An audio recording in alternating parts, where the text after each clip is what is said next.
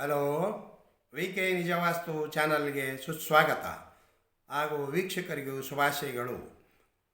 ನಾನು 22ನೇ ಎಪಿಸೋಡನ್ನು ಈಗ ಮಾಡುತ್ತಿದ್ದೇನೆ. ಏನೆಂದರೆ ಈಗಾಗಲೇ 21ನೇ ಎಪಿಸೋಡಿನಲ್ಲಿ ನಾನು ದಕ್ಷಿಣದ ಭಾಗದಲ್ಲಿ ಮೆಟ್ಟಲುಗಳ ಬಗ್ಗೆ ಸಂಪೂರ್ಣದ ವಿವರವನ್ನು ಹೇಳಿದ್ದೇನೆ. ಅದೇ ರೀತಿ ಈಗ ಪಶ್ಚಿಮದ ಭಾಗದಲ್ಲಿ ಮನೆಗೆ ಮೆಟ್ಟಲುಗಳು ಯಾವ ಪಕ್ಕಕ್ಕೆ ಇರಬೇಕು, ಎಲ್ಲಿ ಇರಬೇಕು ಎಂಬ ಕೂಲಂಕುಷವಾದ ವಿಷಯವನ್ನು ತಮ್ಮ ಮುಂದೆ ಇಡುತ್ತೇನೆ. ತಾವು ಬಹಳ ವಿಶೇಷವಾಗಿ ಜಾಗೃತಿಯಾಗಿ ನೋಡಿ ತಿಳಿದುಕೊಳ್ಳಬೇಕು, ಕೇಳಬೇಕೆಂದು ನಾನು ಮನವಿ ಮಾಡುತ್ತೇನೆ. ವಿಶೇಷವಾಗಿ ಮನೆಗೆ ಮೆಟ್ಟಲು ಅಂದರೆ ಬಹಳ ಅಭಿವೃದ್ಧಿಯ ಪಥದತ್ತ ತೆಗೆದುಕೊಂಡು ಹೋಗುವಂಥ ವಿಷಯ. ಈಗಾಗಲೇ ದಕ್ಷಿಣದ ಭಾಗದ ಎಲ್ಲ ವಿಷಯಗಳ ಬಗ್ಗೆ ಹೇಳಿದ್ದಾಯಿತು. ಈಗ ಪಶ್ಚಿಮದ ಭಾಗದಲ್ಲಿ ಮೆಟ್ಟಲುಗಳು ಯಾವ ಪಕ್ಕದಲ್ಲಿ ಇರಬೇಕೆಂದು ನಾನು ತಮ್ಮಲ್ಲಿ ತಿಳಿಸುತ್ತೇನೆ. ಇನ್ನು ಪಶ್ಚಿಮ ಅಭಿಮುಖವಾಗಿರುವಂಥ ಪಶ್ಚಿಮದ ಮುಂಬಾಗಿಲು ಇದ್ದರೆ ಆ ಮನೆಗೆ ಪಶ್ಚಿಮದ ಮುಂಬಾಗಿಲು, ಪಶ್ಚಿಮದ ದ್ವಾರದ ಮನೆಗೆ ಮೆಟ್ಟಲುಗಳನ್ನೆಂದರೆ ತಾವು ಪಶ್ಚಿಮದ ಅರ್ಧ ಭಾಗ ಅಂದರೆ ಪಶ್ಚಿಮದ ಅಭಿಮುಖವಾಗಿ ನಿಂತುಕೊಂಡಾಗ ಎಡಭಾಗಕ್ಕೆ ಬರುವುದು ನೀಚ ಸ್ಥಾನ ಹಾಗೂ ಬಲಭಾಗಕ್ಕೆ ಬರುವುದು ಉಚ್ಚ ಸ್ಥಾನ. ಈ ಉಚ್ಚ ಸ್ಥಾನದಲ್ಲಿ ಯಾವುದೇ ಮೆಟ್ಟಲುಗಳಾಗಲಿ ಏನಾಗಲಿ ಯಾವುದೇ ಆಗಲಿ ಮನುಷ್ಯನಿಗೆ ಭಾರವಾಗಿ ಆಗಬಾರದು. ಪಶ್ಚಿಮದ ಅಭಿಮುಖವಾಗಿ ಇರುವಂಥ ಮನೆಗೆ ಪಶ್ಚಿಮದ ಮುಖ್ಯ ದ್ವಾರವಿರುತ್ತದೆ ಹಾಗೂ ಪಶ್ಚಿಮದ ಗೇಟು ಇರುತ್ತದೆ. ಆವಾಗ ಅಲ್ಲಿ ತಾವು ಯಾವುದೇ ತಪ್ಪು ತಿಳಿಯದೆ ಗೊತ್ತಿಲ್ಲದೆ ತಾವು ಮುಖ್ಯ ದ್ವಾರಕ್ಕೆ ಪಕ್ಕವಾಗಿ ಏನು ವಾಲಿದಂತೆ ಅದರ ಪಕ್ಕದಲ್ಲಿ ನೀವು ಗೇಟನ್ನು ಮೆಟ್ಟಲನ್ನು ಅಳವಡಿಸಿದ್ದಾದರೆ ಅದು ಜೀವನವಿಡೀ ಭಾರವೆನಿಸುತ್ತದೆ. ಅದಕ್ಕೆ ನೀವು ಪಶ್ಚಿಮದ ಬಲಭಾಗದಲ್ಲಿ ಅಂದರೆ ಪಶ್ಚಿಮದ ವಾಯುಭಾಗದಲ್ಲಿ ಯಾವುದೇ ತೊಂದರೆ ಇಲ್ಲದಂತೆ ಒಳ್ಳೆಯ ಸಂಪದ್ಭರಿತವಾಗಿ ಚೆನ್ನಾಗಿ ಇರುವಂಥ ಸ್ಥಳದಲ್ಲಿ, ಉಚ್ಚ ಸ್ಥಳದಲ್ಲಿ ನೀವು ಯಾವುದೇ ಇಂಥ ಮೆಟ್ಟಲುಗಳಾಗಲಿ ಏನಾಗಲಿ ನಿರ್ಮಿಸಬಾರದು. ಭಾಳ ಎಚ್ಚರಿಕೆಯನ್ನು ವಹಿಸಿ. ಈಗಾಗಲೇ ಆದರೆ ಮೆಟ್ಟಲುಗಳು ಯಾವ ಭಾಗದಲ್ಲಿ ನಿರ್ಮಾಣ ಮಾಡಬೇಕೆಂದು ತಾವು ಕೇಳಬಹುದು. ಸರಿ, ಮನೆಯಂದ ಮೇಲೆ ಮೆಟ್ಟಲುಗಳು ಬೇಕೇ ಬೇಕು. ಪಶ್ಚಿಮ ಅಭಿಮುಖವಾಗಿ ಇರುವಂಥ ಮನೆಗೆ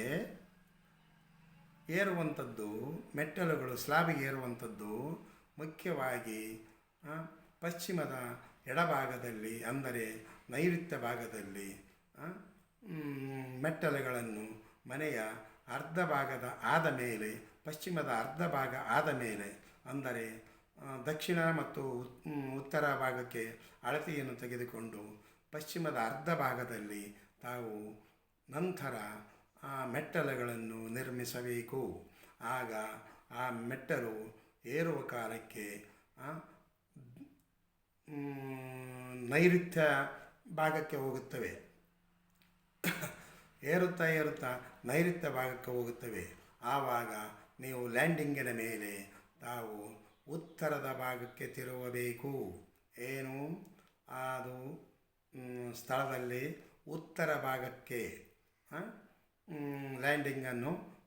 ಲ್ಯಾಂಡಿಂಗಿನ ಮೇಲೆ ಸ್ಲಾಬಿಗೆ ತಿರುವ ಕಾಲಕ್ಕೆ ಉತ್ತರದ ಭಾಗಕ್ಕೆ ತಿರುಗಬೇಕು. ಒಂದು ವೇಳೆ ಆ ರೀತಿ ಇಲ್ಲಂದರೆ ಪೂರ್ವ ಭಾಗಕ್ಕಾಗಲಿ ಲ್ಯಾಂಡಿಂಗಿನ ಮೇಲೆ ತಿರುವಿ ಸ್ಲಾಬಿನ ಮೇಲೆ ಪೂರ್ವ ಅಥವಾ ಉತ್ತರ ಭಾಗಕ್ಕೆ ಅಭಿಮುಖವಾಗಿ ಸ್ಟೆಪ್ಪಿನ ಮೇಲೆ ಏರಬೇಕು. ಯಾವುದೇ ಕಾರಣಕ್ಕೂ ಅದೇ ನೈಋತ್ಯದಲ್ಲಿ ಮತ್ತೆ ಪುನಃ ಏರುವ ಹಾಗೆ ಆಗಬಾರದು. ಆದಷ್ಟು ಮಟ್ಟಿಗೆ ನೈಋತ್ಯ ಭಾಗದ ಸ್ಟೆಪ್ಗಳು ಅಂದರೆ ದಕ್ಷಿಣದ ಅರ್ಧ ಭಾಗದಲ್ಲಿ ಕಡಿಮೆ ಸ್ಟೆಪ್ಗಳನ್ನು ನಿರ್ಮಿಸಿಕೊಳ್ಳಿ. ನಾನು ಹೇಳುವುದೇನೆಂದರೆ ಪಶ್ಚಿಮ ಭಾಗದಲ್ಲಿ ನೀವು ಸ್ಟೆಪ್ಗಳನ್ನು ನಿರ್ಮಿಸಿಕೊಂಡರೆ ಭಾಳ ಸ್ಟೆಪ್ಗಳನ್ನು ಪಶ್ಚಿಮ ಭಾಗದಲ್ಲಿ ನಿರ್ಮಾಣ ಮಾಡಬೇಡಿ. ಕೆಲವೇ ಸ್ಟೆಪ್ಪುಗಳಿಂದ ಮತ್ತೆ ಪುನಃ ಉತ್ತರ ಭಾಗಕ್ಕಾಗಲಿ ಪೂರ್ವ ಭಾಗಕ್ಕಾಗಲಿ ತಿರುಗಿಕೊಂಡು ಬಂದರೆ ಅಲ್ಲಿ ಒಂದು ಶುಭವಾದ ಮೆಟ್ಟಲುಗಳೆನಿಸುತ್ತವೆ. ಉತ್ತರ ಅಥವಾ ಪೂರ್ವಕ್ಕೆ ತಮ್ಮ ಅಭಿಮುಖವಾಗಿ ಮೇಲ್ಛಾವಣಿಗೆ ಏರಬೇಕು. ಬಹಳ ಜಾಗ್ರತೆಯಿಂದ ನೋಡಿಕೊಳ್ಳಿ. ತಾವು ಏರುವ ಕಾಲಕ್ಕೆ ಅದೇ ರೀತಿ ಏರಿದ್ದಾದರೆ ತಮ್ಮ ಅಭಿವೃದ್ಧಿಯು ಕುಂಠಿತವಾಗುತ್ತದೆ. ಅದಕ್ಕೆ ಕೊನೆಯ ಭಾಗದಲ್ಲಿ ಏರುವ ಕಾಲಕ್ಕೆ ಉತ್ತರ ಅಥವಾ ಪೂರ್ವ ಭಾಗಕ್ಕೆ ಏರಿ ತಾವು ಮನೆಯನ್ನು ಮೆಟ್ಟಲುಗಳನ್ನು ನಿರ್ಮಿಸಿಕೊಳ್ಳಿ. ಅದೇ ರೀತಿ ಈಗಾಗಲೇ ಪಶ್ಚಿಮದ ಅರ್ಧ ಭಾಗದಲ್ಲಿ ಬಲಭಾಗದಲ್ಲಿ ಬರುವಂಥದ್ದು ಉಚ್ಚ ಸ್ಥಾನವಾದ್ದರಿಂದ ಅಲ್ಲಿ ಯಾವುದೇ ಕಾಲಕ್ಕೂ ಮೆಟ್ಟಲುಗಳನ್ನು ನಿರ್ಮಾಣ ಮಾಡಬೇಡಿ. ಅದೆಷ್ಟೋ ಮನೆಗಳಲ್ಲಿ ನಾನು ನೋಡಿದ್ದೇನೆ.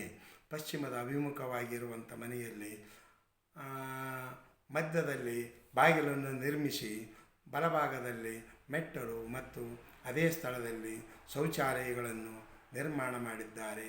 ಇದು ಬಹಳ ಕೆಟ್ಟ ದುಷ್ಪರಿಣಾಮಗಳನ್ನು ಬೀರುತ್ತದೆ. ಅದಕ್ಕೆ ನೀವು ಪಶ್ಚಿಮದ ಭಾಗದಲ್ಲಿ ಗೃಹವನ್ನು ನಿರ್ಮಾಣ ಮಾಡಿದರೆ ಆದಷ್ಟು ಮಟ್ಟಿಗೆ ಉಚ್ಚ ಸ್ಥಾನದಲ್ಲಿ ನಿಮ್ಮ ಸಿಂಹದಾರವನ್ನು ಹಾಗೂ ಕಂಪೌಂಡಿನ ಗೇಟನ್ನು ಇಟ್ಟುಕೊಂಡು ಪಶ್ಚಿಮ ಭಾಗದಲ್ಲಿ ನಿಮ್ಮ ಮೆಟ್ಟಲುಗಳನ್ನು ಯಾವತ್ತೂ ನಿರ್ಮಾಣ ಮಾಡಿಕೊಳ್ಳಬೇಡಿ. ಅದು ಪಶ್ಚಿಮದ ವಾಯು ಅಂದರೆ ಅತ್ಯಂತ ಅಭಿವೃದ್ಧಿಯ ಸಂಕೇತ. ಅದಕ್ಕೆ ಪಶ್ಚಿಮದ ವಾಯು ಯಾವಾಗಲೂ ಪವಿತ್ರವಾಗಿ ಸ್ವಚ್ಛಂದಕರವಾಗಿ ಅದರ ಮೇಲೆ ಯಾವುದೇ ಬಂಡೆಗಲ್ಲಂತ ಹೇಳಿದ್ದೇನಲ್ಲ. ಮತ್ತು ಪಶ್ಚಿಮದ ವಾಯುದಲ್ಲಿ ನೀವು ಏನಾದರೂ ಮೆಟ್ಟಲುಗಳನ್ನು ನಿರ್ಮಿಸಿದ್ದಾದರೆ ಅಲ್ಲಿ ಮನುಷ್ಯನ ಮನೆಯ ಒಡೆಯನಿಗೆ ಒಂದು ಬಲವಾದ ಬಂಡೆಗಲ್ಲು ಮೇಲೆ ಏರಿ ಮಲಗಿಸಿದಂತೆ ಆಗುತ್ತದೆ ಎಂದು ಅಭಿವೃದ್ಧಿ ಎಂಬುದು ಶೂನ್ಯಕ್ಕೆ ಬರುತ್ತದೆ. ಇದು ಎಷ್ಟೋ ಮನೆಗಳಲ್ಲಿ ಇರುವುದುಂಟು, ನಾನು ನೋಡಿದ್ದೇನೆ. ಅದಕ್ಕೆ ಜಾಗ್ರತೆ ವಹಿಸಿ ತಾವು ಬಹಳ ಜಾಗ್ರತೆಯಿಂದ ನೋಡಿಕೊಳ್ಳಿ. ಒಂದು ವೇಳೆ ಪಶ್ಚಿಮದ ಮುಂಬಾಗಿಲಿನ ಮುಖದ್ವಾರದ ಮನೆಗೆ ತಮಗೆ ಅವಕಾಶವಿದ್ದರೆ ಉತ್ತರದ ಅರ್ಧದಲ್ಲಿ ಅಂದರೆ ಉತ್ತರದ ಭಾಗದಲ್ಲಿ ಗೋಡೆಗೆ ತಾಕದಂತೆ ತಾವು ಅಲ್ಲಿ ಸ್ಟೆಪ್ಪನ್ನು ನಿರ್ಮಿಸಲಿಕ್ಕೆ ಸ್ಥಳಾವಕಾಶವಿದ್ದರೆ ತಾವು ಬಹಳ ಒಳ್ಳೆಯ ರೀತಿಯಿಂದ ಸ್ಟೆಪ್ಗಳನ್ನು ಅಲ್ಲಿ ಮಾಡಬಹುದು. ಒಂದು ವೇಳೆ ಇಲ್ಲಂದರೆ ನಾನು ಈಗಾಗಲೇ ಪೂರ್ವ ದಿಕ್ಕಿನಲ್ಲಿ ಹೇಳಿದ್ದೇನೆಲ್ಲ, ಅಲ್ಲಿ ಏನಾದರೂ ಸ್ಟೆಪ್ ಇದ್ದರೆ ಮಾಡಿಕೊಳ್ಳಬಹುದು. ಇದು ಪರವಾಗಿಲ್ಲ. ಆದಷ್ಟು ಮಟ್ಟಿಗೆ ಒಂದು ವೇಳೆ ಉತ್ತರದ ಪಶ್ಚಿಮ ಭಾಗದಲ್ಲಿ ಪೂರ್ವಾರ್ಧದಲ್ಲಿ ಅಂದರೆ ಉತ್ತರ ದಿಕ್ಕಿಗೆ ಯಾವ ರೀತಿ ಸ್ಟೆಪ್ಗಳನ್ನು ಮಾಡಬೇಕಂತ ಹೇಳಿದ್ದೇನೆ, ಅದೇ ರೀತಿ ಈ ಪಶ್ಚಿಮ ಭಾಗದ ಮನೆಗೆ ಉತ್ತರ ಭಾಗದಲ್ಲಿ ನೀವು ಮೆಟ್ಟಲುಗಳನ್ನು ನಿರ್ಮಿಸಿಕೊಳ್ಳಬಹುದು. ಚೆನ್ನಾಗಿ ಇರುತ್ತದೆ, ಅಭಿವೃದ್ಧಿಯಾಗುತ್ತದೆ.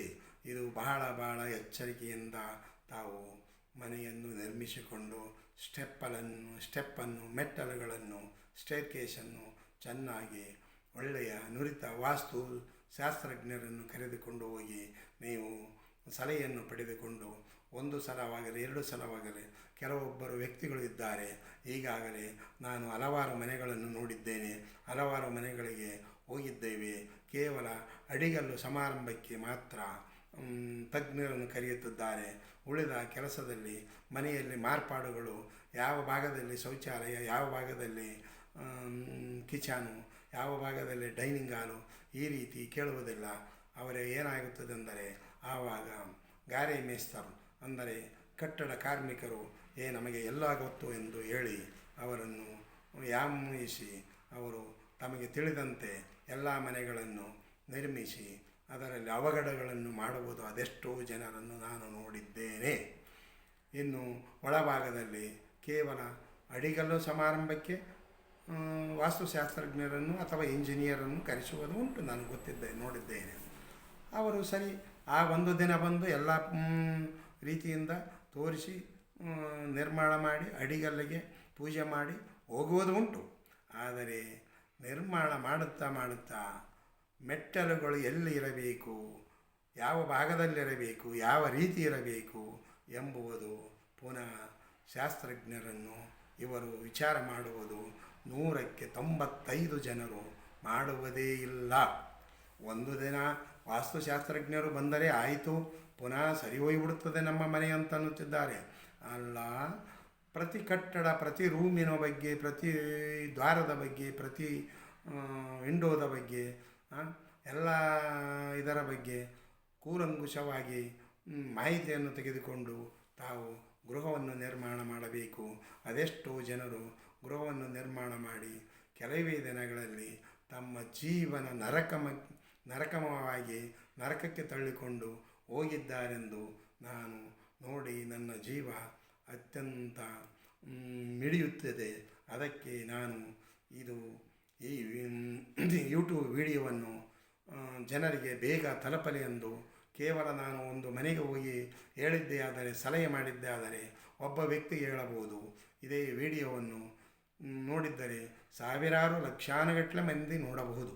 ಅದಕ್ಕೆ ತಮ್ಮ ತಮ್ಮ ಮನೆಗಳನ್ನು ನಿರ್ಮಿಸುವ ಕಾಲಕ್ಕೆ ಯಾವುದೇ ಮೆಟ್ಟಲಾಗಿರಬರಲಿ, ಶೌಚಾಲಯ ಆಗಿರಬಹುದು, ಇನ್ನಿತರದ ಯಾವುದೇ ಆಗಿರಬಹುದು, ಅದನ್ನು ಭಾಳ ಜಾಗ್ರತೆಯನ್ನು ವಹಿಸಿ ತಾವು ನಾನು ಈಗಾಗಲೇ ತಿಳಿಸಿದಂತೆ ಗೃಹವನ್ನು ನಿರ್ಮಾಣ ಮಾಡಿಕೊಳ್ಳಿ. ಹಾಗೂ ಒಳ್ಳೆಯ ಗಳಿಗೆಯಲ್ಲಿ, ಒಳ್ಳೆಯ ಯೋಗದಲ್ಲಿ ಮನೆಯ ಅಡಿಗಲ್ಲನ್ನು ಹಾಕಿ. ಈಗೇನಾಗುತ್ತದೆ, ಮನೆಯ ಮಾಲೀಕರು ಅವಸರದಲ್ಲಿ ಮನೆ ಯಾವಾಗ ಬೇಕಾದರೂ ಆವಾಗ ನಿರ್ಮಾಣ ಮಾಡುತ್ತಾರೆ. ಅದು ಯೋಗ್ಯವಾದ ವೇಳೆಯಲ್ಲ. ಒಂದು ನಾವು ಮದುವೆ ಆಗಲಿ ಯಾವುದೇ ಆಗಲಿ ಮಾಡುವ ಕಾಲಕ್ಕೆ ನಾವು ಒಳ್ಳೆಯ ಜ್ಯೋತಿಷ್ಯರನ್ನು ಕೇಳುತ್ತೇವೆ. ಇಷ್ಟೇ ಗಂಟೆಗೆ ನಾವು ಮಾಂಗಲ್ಯವನ್ನು ಕಟ್ಟಬೇಕೆಂದು ಹೇಳಿರುತ್ತಾರೆ. ನಾವು ಅದು ಚಾಚೂ ತಪ್ಪದೆ ಆ ಜ್ಯೋತಿಷ್ಯರು ಹೇಳಿದ ಹಾಗೆ ನಾವು ಮದುವೆಯನ್ನು ಮಾಂಗಲ್ಯವನ್ನು ಮಾಡುತ್ತೇವೆ.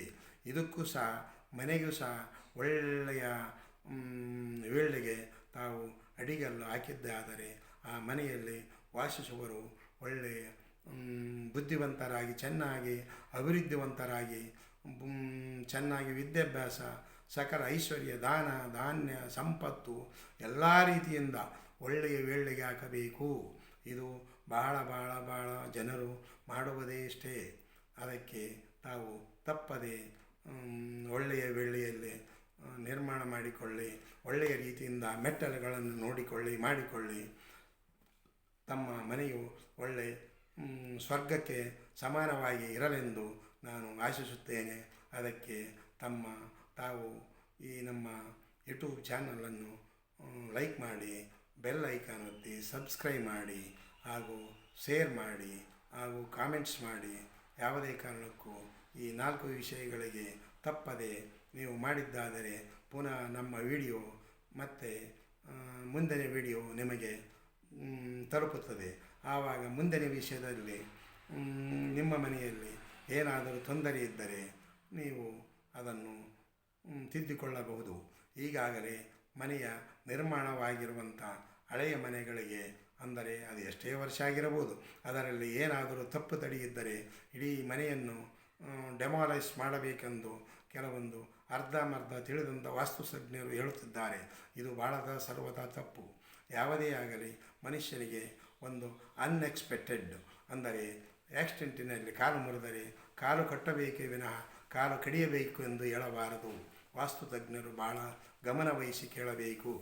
ಇಡೀ ಮನೆಯು ಅದೆಷ್ಟೋ ಜನರು ಇದು ಮನೆ ಚೆನ್ನಾಗಿಲ್ಲ, ಇದನ್ನು ಕಡಿವೆ ಮತ್ತೆ ಪುನಃ ನಿರ್ಮಾಣ ಮಾಡಬೇಕು, ಕೆಡವಬೇಕು ಅಂತ ಹೇಳುವುದು ಉಂಟು. ಅದಕ್ಕೆ ಆಗಲ್ಲ. ಮನುಷ್ಯನಿಗೆ ಕೈ ಮುರಿದರೆ ಕೈ ಕಟ್ಟಿಕೊಳ್ಳಬೇಕು, ಕಾಲು ಮುರಿದರೆ ಕಾಲು ಕಟ್ಟಿಕೊಳ್ಳಬೇಕು, ಕಣ್ಣು ಹೋದರೆ ಕಣ್ಣನ್ನು ಹಾಕಿಸಿಕೊಳ್ಳಬೇಕು. ಅದೇ ರೀತಿ ತಾವು ಸಣ್ಣ ಪುಟ್ಟ ಮನೆಯು ಕಟ್ಟುವ ಕಾಲಕ್ಕೆ ತೊಂದರೆಯು ಎಂಥ ವ್ಯಕ್ತಿಗಾದರೂ ಆಗುವುದುಂಟು. ಅದಕ್ಕೆ ತಾವು ಒಳ್ಳೆಯ ವಾಸ್ತುಶಾಸ್ತ್ರಜ್ಞರನ್ನು, ನುರಿತ ವಾಸ್ತುಶಾಸ್ತ್ರಜ್ಞರನ್ನು ಸಂಪರ್ಕಿಸಿ ಒಳ್ಳೆಯ ರೀತಿಯಿಂದ ಮನೆಗಳನ್ನು ಕಟ್ಟಿಕೊಳ್ಳಿ. ನಿಮಗೆ ನಮ್ಮಿಂದ ಏನಾದರೂ ಸಹಾಯ ಬೇಕಿದ್ದರೆ, ಅಂದರೆ ಸಲಹೆ ಬೇಕಿದ್ದರೆ, ಸಹಾಯವೆಂದರೆ ನಾವೇನು ಆರ್ಥಿಕ ಸಹಾಯವಂತವರಲ್ಲ, ವಾಸ್ತು ಸಲಹೆಯನ್ನು ಮಾಡುವಂಥವರು. ಅದಕ್ಕೆ ತಾವು ನಮಗೆ ಕಾಮೆಂಟ್ಸ್ ಮುಖಾಂತರ ತಿಳಿಸಬಹುದು, ಇಲ್ಲ ತಮ್ಮ ಮನೆಯ ಚಿತ್ರಣವನ್ನು ಕಳಿಸಿ ವಾಟ್ಸಪ್ ಮುಖಾಂತರ ತಿಳಿಸಿ. ನಾನು ಇಲ್ಲಿಂದಲೇ ತಮಗೆ ಯಾವ ರೀತಿ ಚಿಕ್ಕ ಪುಟ್ಟದರಲ್ಲಿ ತೊಂದರೆ ಇದ್ದರೆ ಅದನ್ನು ತಿದ್ದಿಕೊಂಡು ಒಳ್ಳೆಯ ರೀತಿಯಿಂದ ಇರುವುದಕ್ಕೆ ಆಗುತ್ತದೆ. ಸಣ್ಣ ಪುಟ್ಟ ತಿದ್ದುವುದು ಇರುತ್ತದೆ ಮನೆಯೊಂದ ಮೇಲೆ. ಅದಕ್ಕೆ ನನ್ನ ವಾಟ್ಸಪ್ ನಂಬರಿಗೆ ನಿಮ್ಮ ಮನೆಯ ಮ್ಯಾಪನ್ನು ಹಾಕಿ ನಾನು ಉಚಿತವಾಗಿ ಸಲಹೆಯನ್ನು ಕೊಡಬಲ್ಲೆನೆಂದು ಅತಿ ಎಚ್ಚರಿಕೆಯಿಂದ ಹೇಳುತ್ತಿದ್ದೇನೆ. ಉಚಿತವಾಗಿ ನಮಗೆ ವಾಟ್ಸಪ್ ಮುಖಾಂತರ ಬಂದಿದ್ದೇ ಆದರೆ ನಾನು ಉಚಿತ ಸಲಹೆಯನ್ನು ಕೊಡಬಲ್ಲೆ. ಸರಿ, ಮುಂದಿನ ವಿಡಿಯೋಕ್ಕೆ ನಾವು ಹೋಗುತ್ತೇವೆ.